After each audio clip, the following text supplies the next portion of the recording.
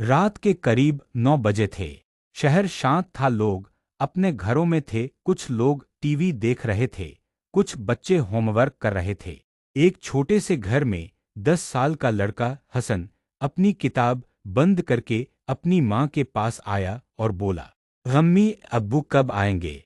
हसन के अब्बू सेना में थे और कई महीनों से घर नहीं आए थे। माँ मुस्कुराकर बोली, जल्दी आएंगे बेटा, बस देश की रक्षा कर रहे हैं। हसन खुश होकर सोफे पर बैठ गया। लेकिन तभी अचानक पूरा शहर तेज सायरन की आवाज से गूंज उठा। बाहर से लोगों की आवाज आने लगी, मिसाइल हमला, जल्दी बंकर में जाओ। हसन डरकर अपनी माँ से चिपक गया। अम्मी ये क्या हो रहा है? माँ ने खिड़की से बाहर देखा। आसमान में तेज रोशनी और उड़ती हुई मिसाइलें दिखाई दे रही थीं।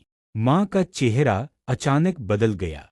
बेटा जल्दी चलो, हमें नीचे बंकर में जाना होगा। दोनों जल्दी से घर से बाहर निकले। गली में अफरा-तफरी मची हुई थी। लोग अपने बच्चों को लेकर भाग रहे थे। तभी अचानक आसमान में एक जोरदार धमाका हुआ। धरती तक हिल गई। खिड़कियों के शीशे टूटने लगे। चारों तरफ धुआं फैल गया।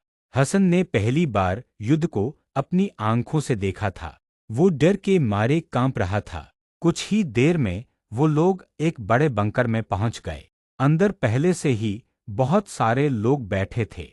कोई रो रहा था, कोई फोन पर अपने परिवार को ढूंढ रहा था। एक बूढ़ा आदमी धीरे से बोला, और युद्ध में जीत किसी की नहीं होती, हार हमेशा इंसानियत की होती है।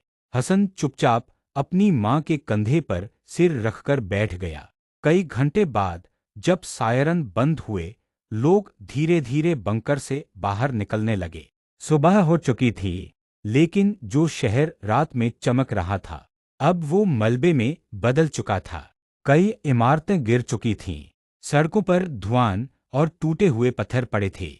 हसन ने दूर अपने स्कूल की तरफ देखा, लेकिन उसका स्कूल अब सिर्फ टूटी हुई दीवारों का ढेर रह गया था। हसन धीरे से बोला, अम्मी अब मैं पढ़ने कहाँ जाऊंगा? माँ के पास कोई जवाब नहीं था। तभी माँ के फोन पर एक कॉल आया।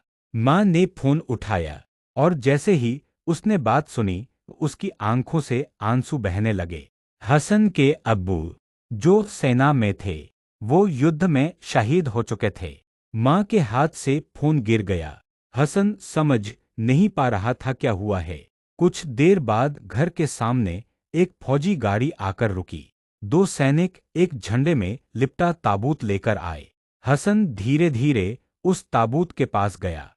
उसने अपने छोटे हाथ से ताबूत को छुआ और धीरे से बोला, अब्बू आपने तो कहा था जल्दी आऊंगा। वहां खड़े हर इंसान की आंखों में आंसू थे। समय धीरे धीरे बीतता गया। साल गुजर गए।